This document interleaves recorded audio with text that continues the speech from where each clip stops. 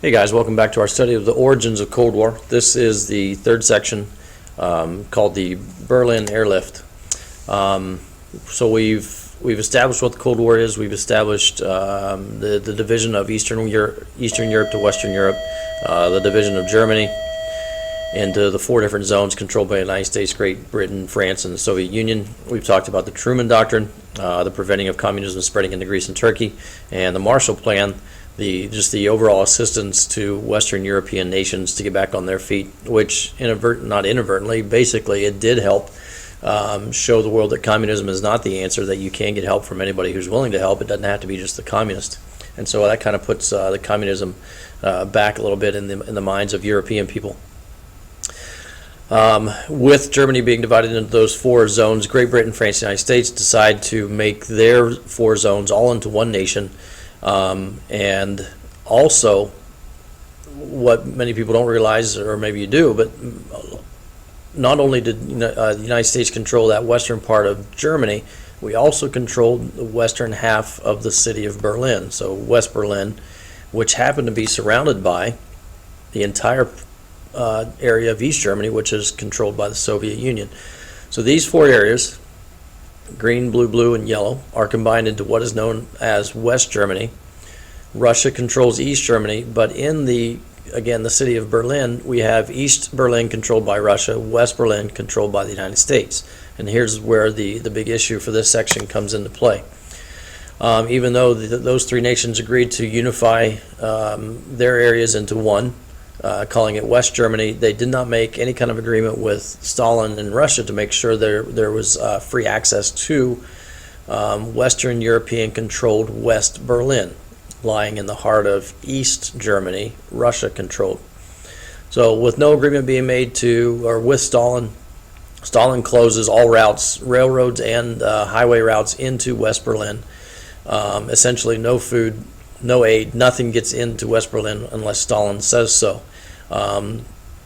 At that time, there's probably only enough supplies for the people of West Berlin to survive for about 5 weeks. So the plan is decided upon, called the Berlin Airlift, to get aid and supplies to these people in West Berlin.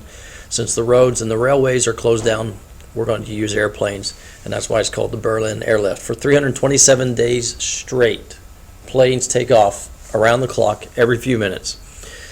By the time the Berlin Airlift is complete, the United States has delivered 227,000 flights, 2.3 million tons of supplies.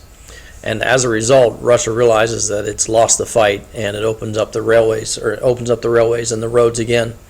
But the Berlin Airlift was a huge success, and it gains a lot of prestige for America around the world. So here you see the airport in which the planes are taking off. You can just see they're lined up all the way around the airport, being loaded up with supplies, and this is how they were dropped in. Airways probably not the greatest, or that the airport's probably not the safest place to land since you're landing in Soviet-controlled East Germany.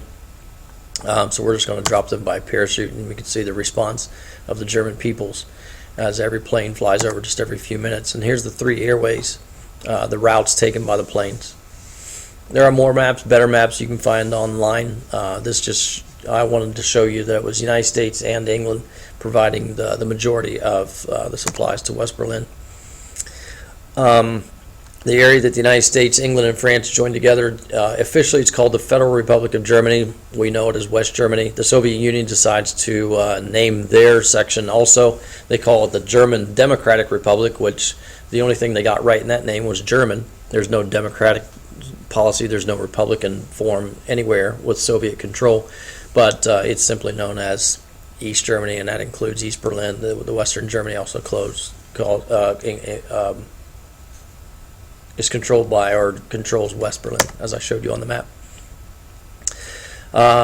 Berlin blockade just made the Western Europe realize that Stalin could do anything in a blink of an eye, and so 10 nations joined together to form what's called the North Atlantic Treaty Organization, or NATO, essentially agreeing to support one another in the event of any kind of aggressive move by Russia. And this is the first time the United States joins any kind of peacetime agreement and a peacetime alliance. And more importantly, it makes the citizens of the United States realize that there will be no returning to isolation for the United States. Like after World War I, we had hoped to return to isolation, which we tried to do for a period of time. After World War II, there is no return. Here are the NATO countries. We have this larger map up here in the right corner showing you a partial world view. So then we zoom into just Europe. Blue countries, those are NATO, and we can see we go right up against the Iron Curtain. Red countries, obviously controlled by Russia. Lighter yellow countries, those are ones that are remaining neutral.